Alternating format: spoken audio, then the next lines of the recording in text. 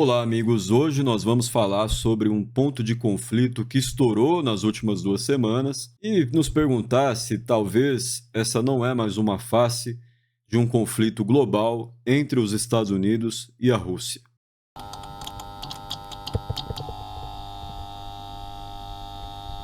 A guerra da Síria vem acontecendo desde 2011, com o envolvimento de vários países e a participação de vários atores. Atualmente, o país está basicamente dividido em três partes. A parte central e os principais centros urbanos, eles estão com o governo da Síria, liderado por Bashar al-Assad. No norte, você tem grupos islamistas e rebeldes remanescentes que são apoiados pela Turquia, na região de Idlib. E no nordeste do país, mais para a região leste, você tem regiões que são controladas pelo grupo chamado Forças Democráticas Sírias, que é apoiado pelos Estados Unidos.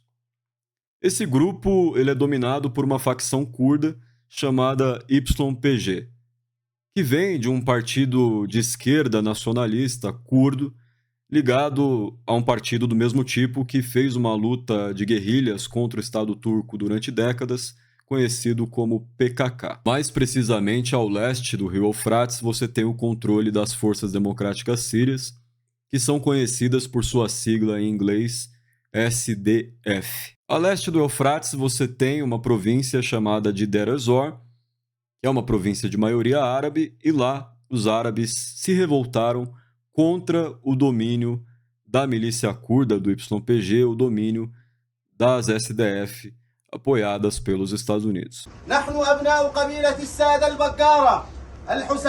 Essa revolta ela vem depois de muitos anos de tensão entre árabes e esse novo governo controlado por curdos, ainda que esse governo se proponha democrático e pense até em termos de uma confederação de etnias para substituir o Estado da Síria. O conflito estourou no dia 27 de agosto com a prisão de um dos líderes do Conselho Militar de Deir ez-Zor, que era teoricamente um dos líderes militares árabes dentro da SDF, o Abu Khawla.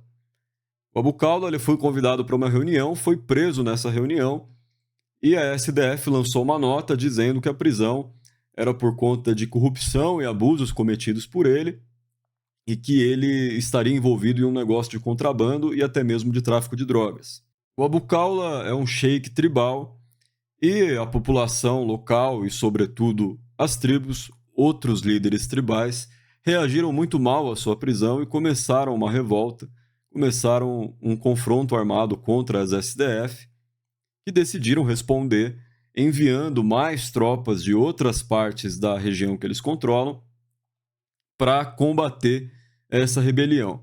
Em tese, eles teriam conquistado o último bastião da rebelião no dia 7 de agosto, porém, confrontos continuam, declarações continuam, e as SDF dizem que vão resolver agora realizando uma conferência envolvendo líderes locais, inclusive os líderes tribais. Porém, ainda existem declarações contrárias às SDF, que mostram uma possível continuidade desse confronto. As vozes da rebelião acusaram o governo curdo não só de injustiças, de não respeitar as formas da região, como até mesmo de ameaçar a identidade árabe da região.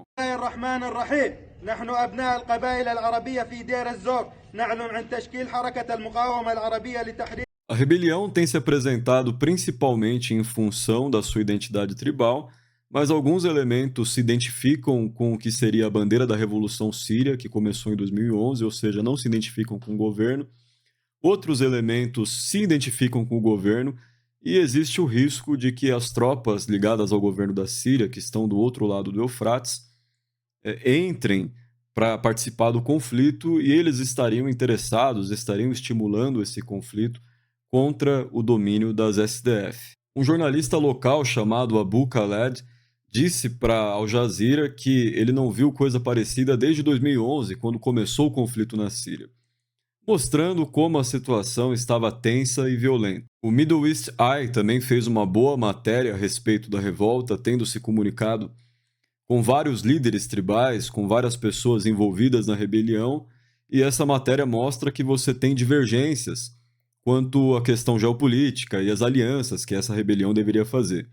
Alguns são simpatizantes da Revolução Síria, como eu mencionei, inclusive em Idlib, onde você tem rebeldes que são apoiados pela Turquia, ocorreram manifestações de apoio à revolta em Deir ez-Zor. Você tem alguns elementos que mostram disposição de negociar com o governo ou de se associar com o Irã, são mais pró-iranianos, ou de negociar com a Rússia, ao mesmo tempo que você tem outros também que, se incluindo entre esses que são pró-revolução, estão ligados ao legado das revoltas de 2011, que eles se colocam como favoráveis aos Estados Unidos. Acusam as SDF de não ser bons aliados para os Estados Unidos, que eles de fato seriam os verdadeiros inimigos do Irã, aqueles que vão combater de verdade o regime do Assad, enquanto os curdos seriam de alguma forma traidores e inimigos dos interesses dos Estados Unidos.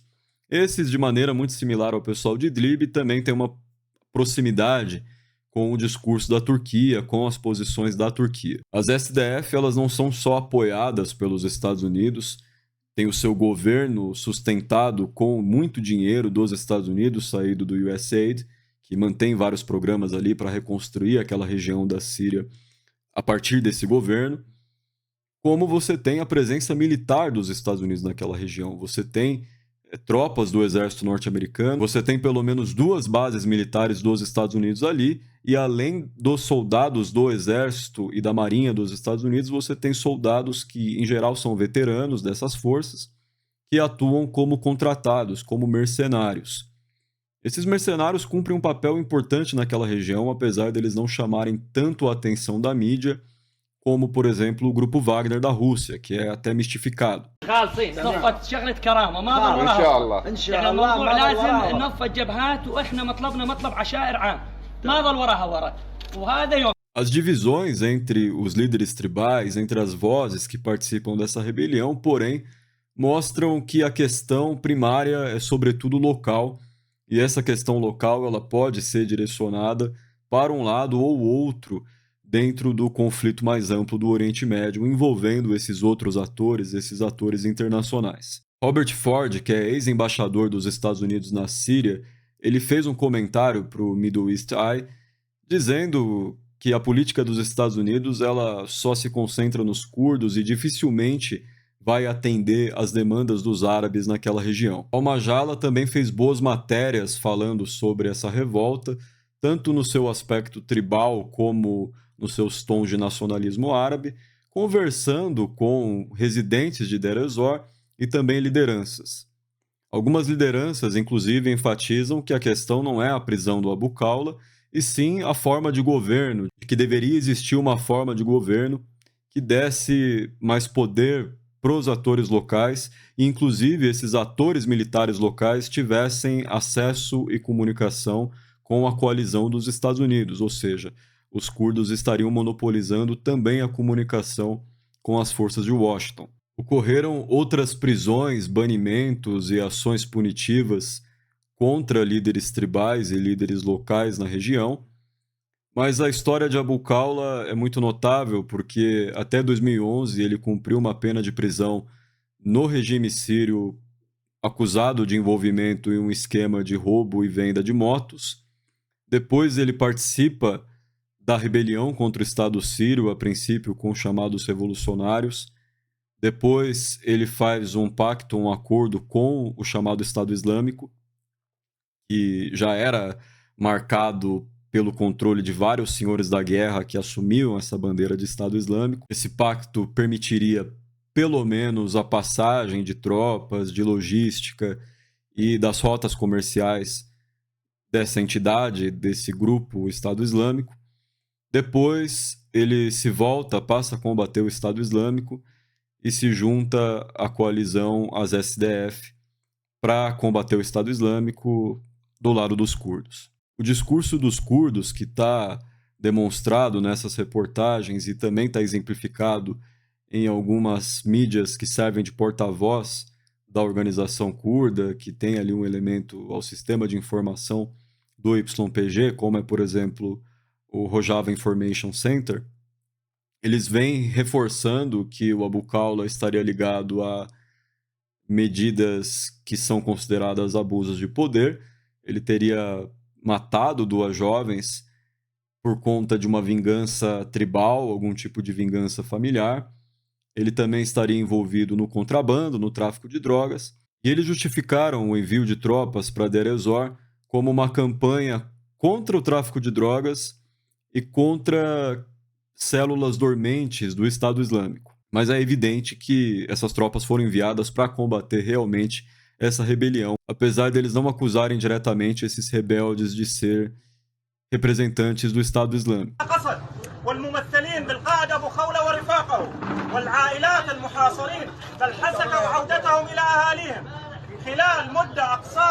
Ocorreram acusações de que milícias apoiadas pelo Irã e ligadas ao governo da Síria, que estão do outro lado do Eufrates, elas tentaram se aproveitar da situação.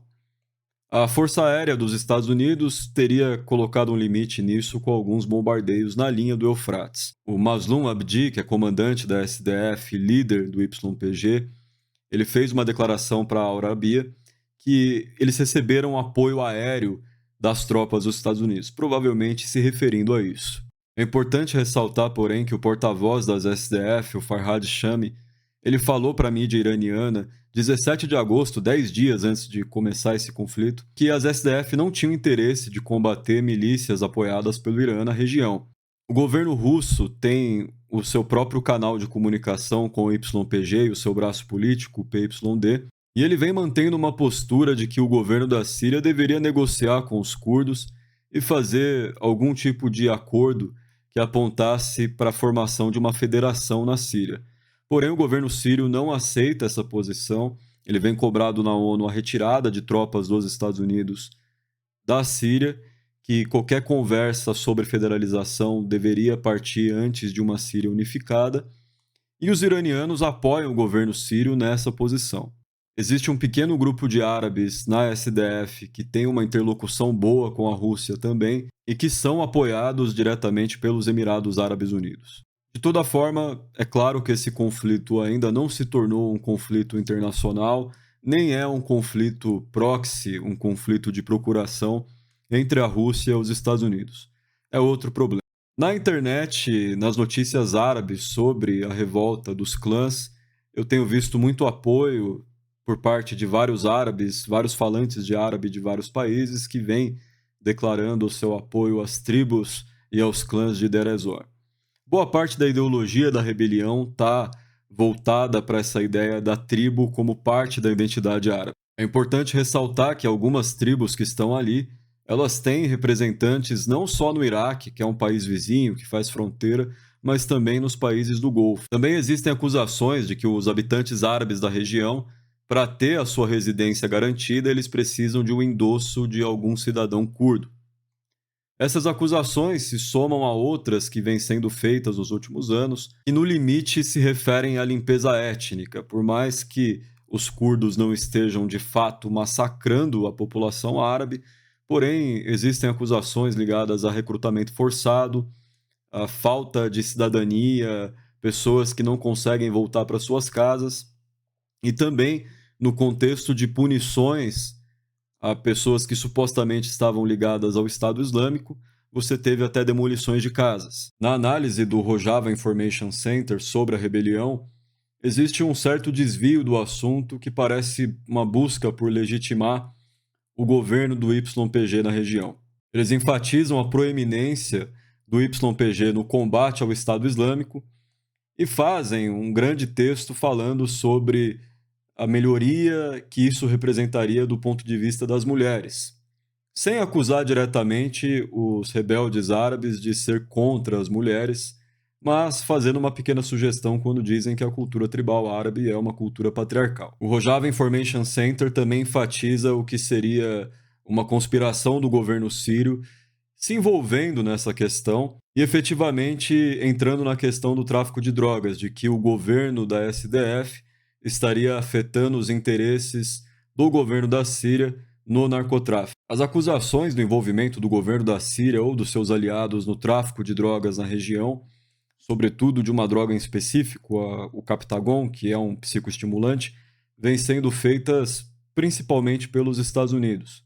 Mas as SDF, seguindo talvez a política dos Estados Unidos, formou um departamento especial e tropas especiais para o combate do tráfico de drogas. Por outro lado, os rebeldes árabes também estão apontando para os curdos, dizendo que eles também são corruptos e também estão envolvidos em contrabando.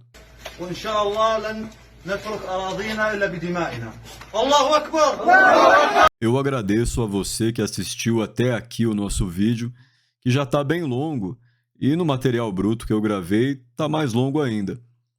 Por isso eu decidi dividir esse vídeo em duas partes. Se você quer saber mais sobre a milícia curda, o YPG, ou o papel das tribos e do tribalismo no contexto da guerra da Síria, isso vai ficar para o próximo vídeo.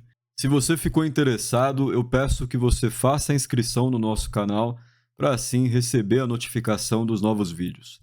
Muito obrigado e até a próxima.